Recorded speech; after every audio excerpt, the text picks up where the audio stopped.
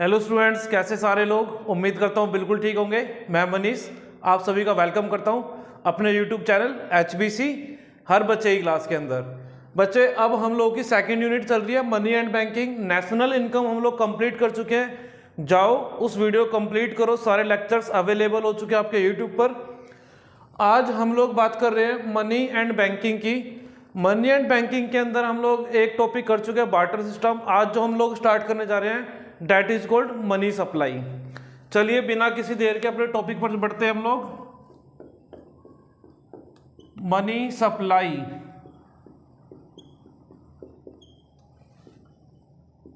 अच्छा, money supply मतलब होता है क्या, पहले समझेंगे। किसी भी कंट्री में वहां की पब्लिक के पास जितना भी वॉल्यूम ऑफ मनी है, किसी भी इकोनॉमी में या कंट्री के अंदर वहां के जितने भी लोग हैं या इंडिविजुअल्स हैं या बिजनेसमैन हैं, मतलब पब्लिक के पास जितना भी पैसा है, टोटल वॉल्यूम ऑफ मनी है, उसको हम लोग बोलते हैं मनी सप्लाई। चलिए डेफिनेशन देखते हैं इसकी। It refers to the volume of money, it refers to the volume of money held by the public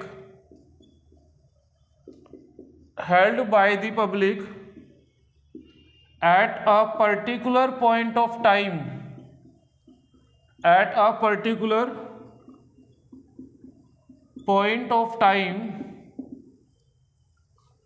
in an economy,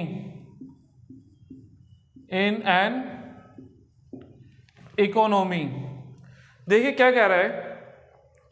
किसी भी कंट्री में या किसी भी इकोनॉमी के अंदर पर्टिकुलर पॉइंट ऑफ टाइम पे, देखिए बच्चे बात आ गई पर्टिकुलर पॉइंट ऑफ टाइम की। जब भी पर्टिकुलर पॉइंट ऑफ टाइम आता है तो हम लोगों ने सीखा था नेशनल इनकम के अंदर ऐसे जो भी चीजें जिनको हम लोग पॉइंट ऑफ टाइम पे मेजर करते थे वो क्या थे, स्टॉक कॉन्सेप्ट थे।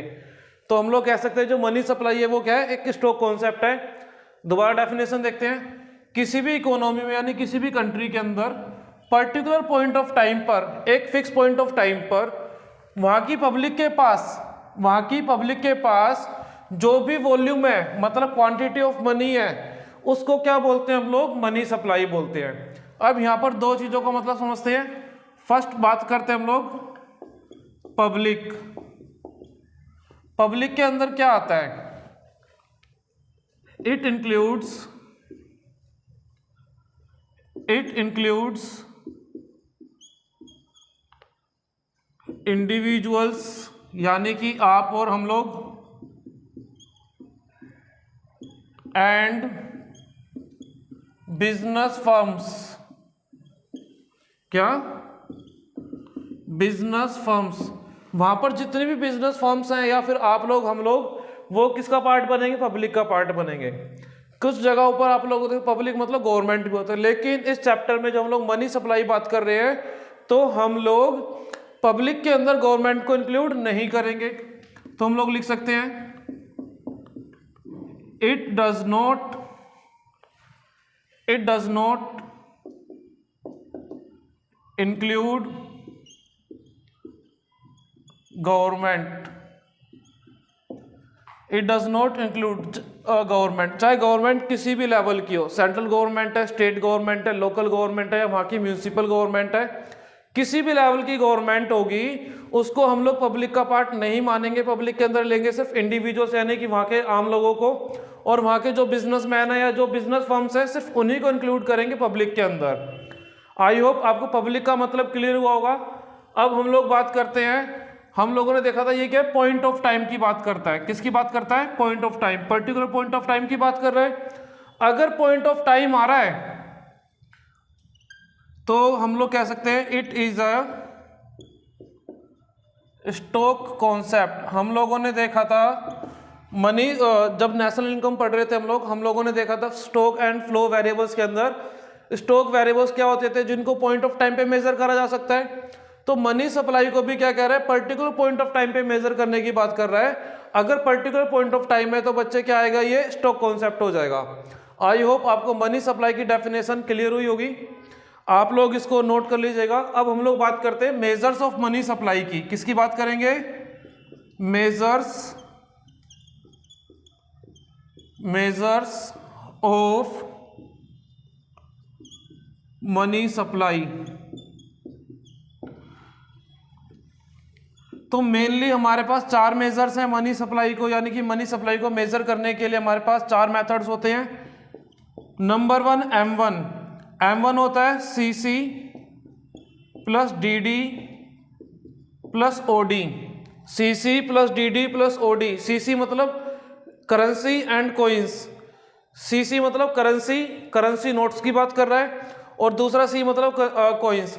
जो आम लोगों के पास या बिजनेस के पास जो भी पैसा कैश में पड़ा हुआ है करेंसी नोट्स या कोइंस के रूप में, उसको इंक्लूड करेंगे। प्लस DD होती है डिमांड डिपॉजिट्स।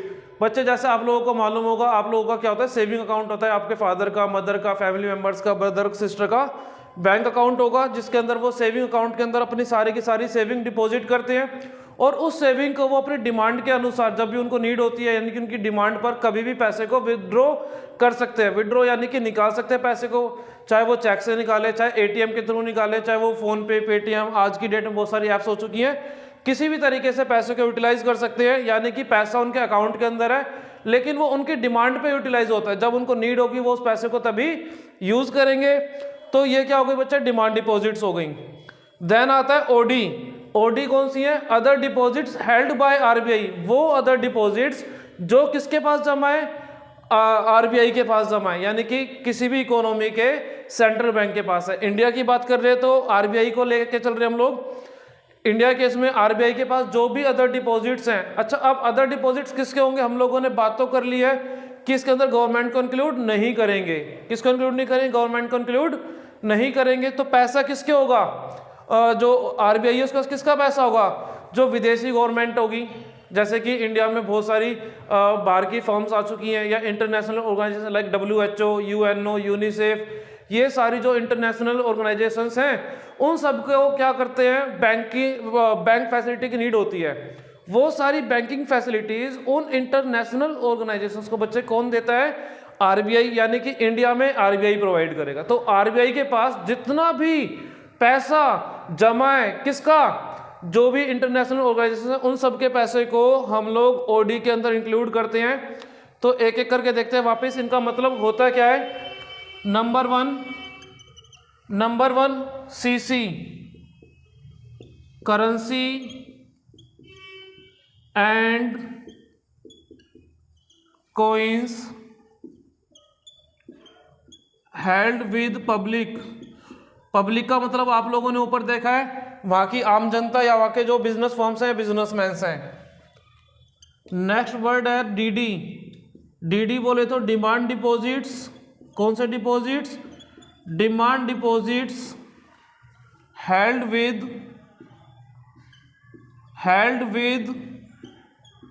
Commercial banks.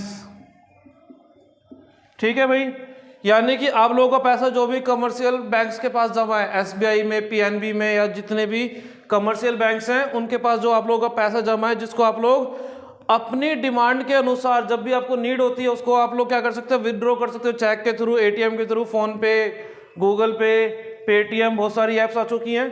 तो अपनी डिमांड पे जो भी पैसा निकाल रहे हो उनको बोलेंगे DD। अच्छा, इसके बाद ना सेविंग अकाउंट की बात हो गई। करंट अकाउंट भी होते हैं। क्या होते हैं? कमर्शियल बैंक जितने होते हैं उनके पास करंट अकाउंट होते हैं। करंट अकाउंट किसके होते हैं?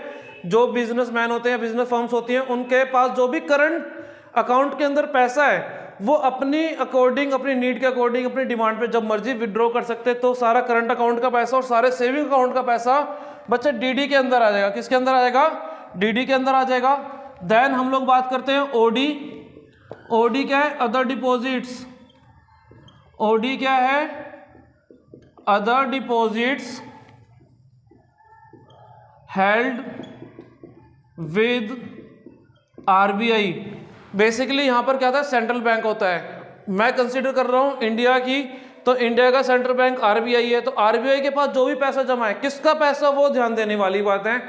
इंटरनेशनल ऑर्गेनाइजेशंस, विदेशी गवर्नमेंट, यूनिसेफ, या फिर जो विदेशी फर्म्स हो गई, एमएनसीज हो गई, इंडिया में रह के बिजनेस कर रही है, उन सब का पैसा जो आरबीआई के पास जमा होगा उस पैसे की बात हो रही है। लेकिन भारत सरकार का या भारत के जितने भी स्टेट्स हैं उन सब की सरकार का पैसा जो आरबीआई के पास होगा उसको इंक्लूड नहीं करने का है। इंक्लूड किसको करने वाले हैं? जो विदेशी पैसा है आरबीआई के पास। आई होप आपको ये M1 जो कॉन्सेप्ट है क्लियर हुआ होगा। बच्चे इसका स्क्रीनशॉट ले लें या फिर इसको नोट कर लें, मैं इसको रफ करने वाला हूँ। देन इसके बाद हम लोग बात करेंगे सेकंड मेजर जिसका नाम है M2। चलिए मैं इसको रफ कर रहा हूँ, आप लोग स्क्रीनशॉट ले लीजिएगा। सेकंड मेजर M2 पर चलते हैं अब हम लोग।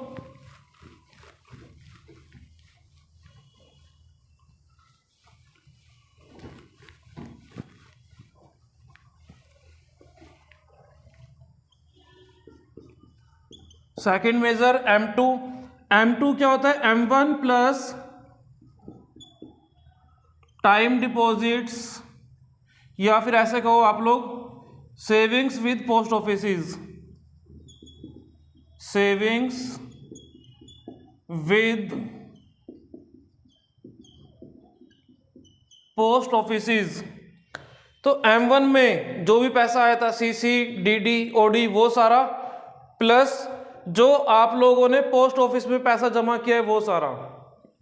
आपको मालूम होगा जनरली आप सब लोग जानते हैं कि पैसा बैंक में ही जमा होता है, लेकिन पोस्ट ऑफिस जो डाकखाने होते हैं उनके पास भी पैसा जमा होता है। ठीक है, तो पोस्ट ऑफिस के पास जो भी सेविंग्स हैं उनको भी इंक्लूड करेंगे M1 के साथ, तो क्या बनेगा हमारा? M2 बन जाएगा। क्या बन जाएगा? M2। देन थर्ड मेजर की बात करते हैं M3। बच्चे M3 क्या होता है?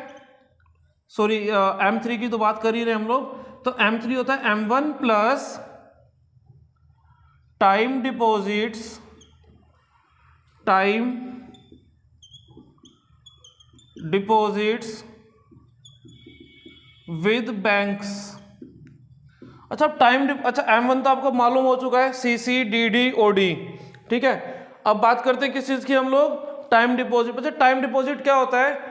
ऐसी डिपॉजिट जो आप लोगों ने बैंक में जमा करी है एक पर्टिकुलर पॉइंट ऑफ टाइम के लिए, लाइक 5 साल के लिए या 1 साल के लिए, 10 साल के लिए, 6 साल के लिए, एक पर्टिकुलर टाइम ऑफ पीरियड के लिए आपने पैसा जमा कर देगा बैंक में। इसको सिंपल टर्म में बोलेंगे तो एफडी, फिक्स डिपॉजिट। सभी बच्चों ने नाम सुना होगा। तो एफडी को यानी कि फिक्स डिपॉजिट को ऐड करेंगे M1 के साथ, क्या बनेगा हमारा? M3 बन जाएगा। इस तरीके से हमारे 3 मेजर हो चुके हैं। अब चौथा और लास्ट मेजर की बात करेंगे M4 की। किसकी बात करेंगे हम लोग भाई? Fourth major M4। बच्चे M4 क्या होता है? ये U जैसा लग रहा है, इसको थोड़ा करेक्ट कर देता हूं, ये M4 है। ठीक है, M4 होता है M3 plus net time deposits, net time deposits with post offices, with post offices bracket में लिख रहा हूं एक्सक्लूडिंग, यानी कि इसको हटाकर। एक्सक्लूड वर्ड का मतलब होता है हटाकर। Excluding NSC।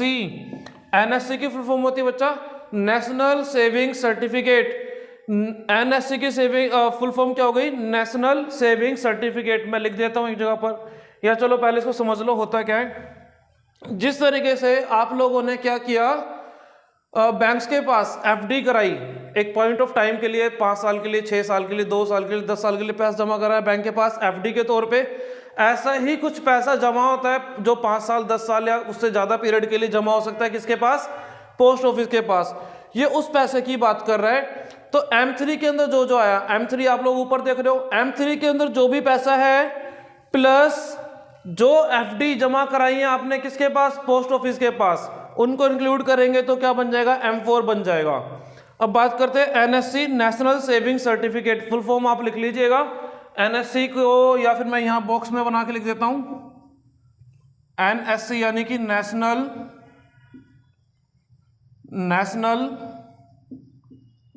Saving certificates. This is called NSC।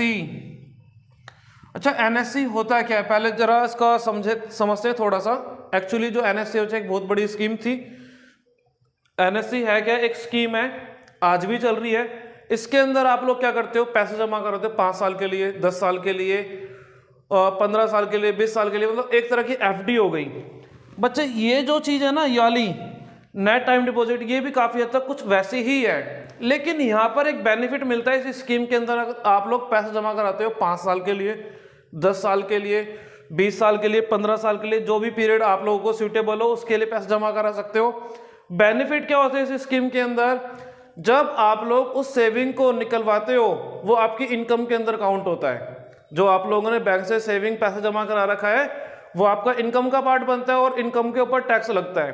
तो गवर्नमेंट क्या कहती है कि जिन लोगों ने इस स्कीम के अंदर पैसा जमा कराया है, किसके अंदर, एनएससी की स्कीम के अंदर जो पैसा जमा कराया है उस पर डिडक्शन मिलेगी आपको एटीसी में। एटीसी क्या है, इनकम टैक्स का एक एक्ट है एटीसी, जिसमें डिडक्शन मिलती है, यानी कि उनको छूट मिल जाती है इनकम टैक्स पर। क्या मिल जाती है, इनकम टैक्स पर छूट मिल जाती है, यानी कि अब इस सेविंग को आपको इनकम तो इंक्लूड होगी, लेकिन उस वाली इनकम कर, कौन सी इनकम, जो आपकी एनएससी के थ्रू आई है, ठीक है, जो एनएससी में आपकी सेविंग है, इसके ऊपर आपको क्या नहीं देना, इनकम टैक्स नहीं देना। क्या नहीं देना, इनकम टैक्स नहीं देना। तो काफी बेनिफिशियल स्कीम है और इसके अंदर कंपाउंड इंटरेस्ट पे पैसा मिलता है, लेकिन कंपाउंडिंग इंटरेस्ट जो होती है वो फिक्स रहती है। कंपाउंडिंग इंटरेस्ट क्या रहती है बच्चे, यहाँ पर फिक्स रहती है। शायद से इसकी जो रेट ऑफ इंटरेस्ट है इसके अंदर 6.58 अप्रोक्स 6.58 फिक्स कंपाउंड इंटरेस्ट पे आपको इंटरेस्ट मिलता है। CI बोले तो compound interest 6.58 fixed compound interest मिलता है और इसके अंदर आपको डिडक्शन मिल जाती है, इस सेविंग के ऊपर डिडक्शन मिल जाती है, किसके अंदर, एटीसी के अंदर।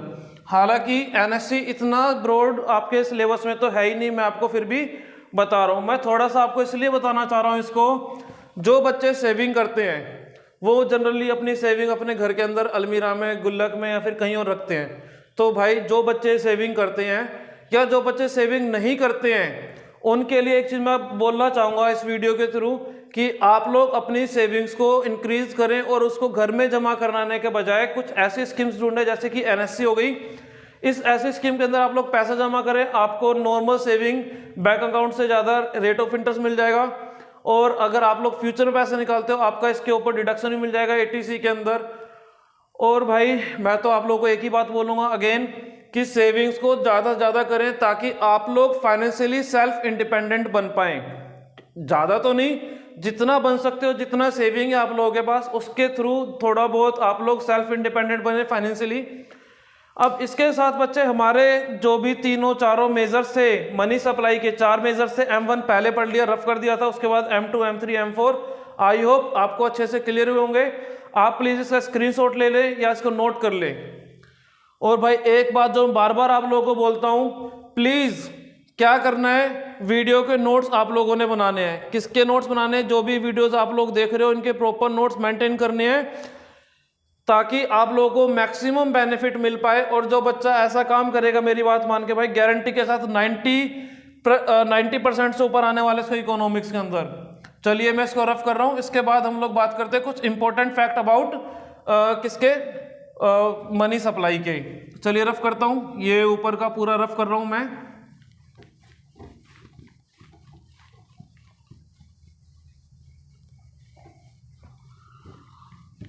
और भाई आप लोगों को कुछ भी डाउट होता है किसी भी टॉपिक से रिलेटेड आप लोग कमेंट करके पूछ सकते हैं। चलिए अब हम लोग बात करते हैं किसकी, इंपॉर्टेंट फैक्ट्स अबाउट किसके, मनी सप्लाई के। Important facts about money supply के।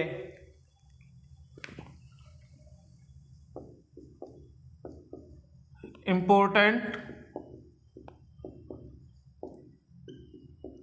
Facts about money supply. तो भाई आप लोगों का एक क्वेश्चन यहां से भी जरूर निकल सकता है, थोड़ा आराम से समझना और अच्छे से ध्यान रखना। फर्स्ट ऑफ ऑल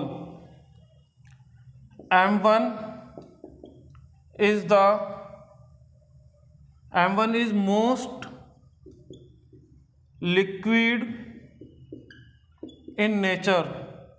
जो M1 है वो सबसे लिक्विड है नेचर के अंदर। And M4 M1 most liquid हो गया, M4 इज लीस्ट लिक्विड। अच्छा, लिक्विड वर्ड का मतलब क्या होता है? लिक्विड वर्ड का मतलब होता है जब भी आप लोगों को नीड होगी पैसे की, कैश की, जिसको आप लोग सबसे इजीली कैश में कन्वर्ट कर पाओगे, वही होता है लिक्विड। कैश में जितना जल्दी कन्वर्ट उतना ज़्यादा लिक्विड। तो M1 हम लोगों ने देखा था CC कैश, जो भी था currency and coins, demand deposits, ठीक है ना। ये सारा वो पैसा बचे जिसको आप लोग अपनी नीड पे कभी भी निकाल सकते हो, इजीली कैश में कन्वर्ट कर सकते हो। इसीलिए M1 मोस्ट लिक्विड है। लिक्विड मतलब वापस ध्यान रखना है, जिसको आप लोग इजीली या सबसे तेजी से या सबसे जल्दी से कैश में कन्वर्ट कर सकते हो, उस पैसे को क्या बोलेंगे? मोस्ट लिक्विड बोलेंगे, ठीक है। M2 के अंदर क्या आ गया था? टाइम डिपॉजिट आ गई थी, ठीक है ना। अच्छा, सेविंग विद पोस्ट ऑफिस आई थी। पोस्ट ऑफिस जाओगे, पैसा निकालोगे, 1-2 दिन का टाइम लगेगा और वहां पर आपको थोड़े से कॉम्प्लिकेशन थोड़ी सी जाती है एज कंपेयर टू बैंक्स, ठीक है। तो इसलिए उसको और कम रखा गया है लिक्विडिटी के मामले में। M3 और कम लिक्विड हो गया, क्यों? वहां पर फिक्स डिपॉजिट आ गई थी। फिक्स डिपॉजिट आपका 5 साल का, सपोज करो पैसा जमा है 5 साल के लिए, तो 5 साल से पहले तो आप लोग पैसा निकलवाओगे नहीं। इन केस इमरजेंसी में अगर आप लोगों को FD टूटवाने की जरूरत पड़ गई तो आपको वो प्रॉपर इंटरेस्ट नहीं मिलेगा जो आप लोग सोचकर बैठे हुए थे। और M4 तो आपको मालूम है सबसे ज्यादा जो क्या नाम है, सबसे कम लिक्विड है। तो लीस्ट लिक्विड कौन सा हो गया हमारा? M4। और सबसे ज्यादा लिक्विड कौन सा हो गया? M1। सेकंड फैक्ट है हमारे पास, M3 is widely used concept या फिर measure of money supply. It is also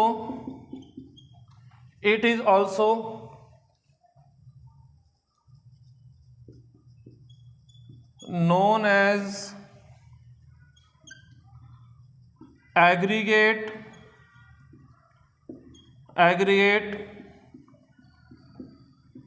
monetary resource of society। जब भी हम लोग किसकी बात करेंगे? मनी सप्लाई की। जो सबसे ज्यादा यूज होने वाला कॉन्सेप्ट है मनी सप्लाई के अंदर, वो कौन सा आता है? हमारा M3। M3 क्यों आता है? क्योंकि हम लोग M1 के अंदर तो देख चुके हैं CC, DD, OD। उसके अलावा जो फ्रिक्वेंटली लोग यूज करते हैं वो FD होता है। जो फ्रिक्वेंट लोग यूज करते हैं वो FD होता है। और FD किसके अंदर आया था? हमारा बैंक वाला M3 के अंदर आया था। इसलिए मनी सप्लाई का जो सबसे ज्यादा यूज होने वाला कॉन्सेप्ट है, measure of money supply widely used, that is called M3। और इसका नाम भी ये क्या है? Aggregate monetary resource of society. ऐसे मॉनेटरी एग्रीगेट जिनको सोसाइटी सबसे ज्यादा यूज करती है। आप खुद सोचो, कैश में और डिमांड डिपॉजिट सेविंग अकाउंट के अंदर, FD के अंदर वही चीजें आ गई, ठीक है। तो इसको इसलिए क्या बोलते हैं? Aggregate monetary resource of society भी बोला जाता है। थर्ड और last important fact about money supply. अब हम लोग बात करेंगे M1 and M2 are narrow concept. Narrow concept. M3 and M4 are broad concept, ठीक है भाई। तो M1 और M2 को क्या बोलेंगे? Narrow concept. और M3 M4 को बोलते हैं हम लोग ब्रॉड कॉन्सेप्ट। इसके साथ हमारा मनी सप्लाई से रिलेटेड जो भी चीजें थी A to Z सब चीज खत्म हो चुकी हैं। आई होप आपको मनी सप्लाई से रिलेटेड छोटी से छोटी बात सब चीजें अच्छे से क्लियर हो होंगी। अगर आपको कोई डाउट है कमेंट बॉक्स में आप लोग कमेंट करके पूछ सकते हैं।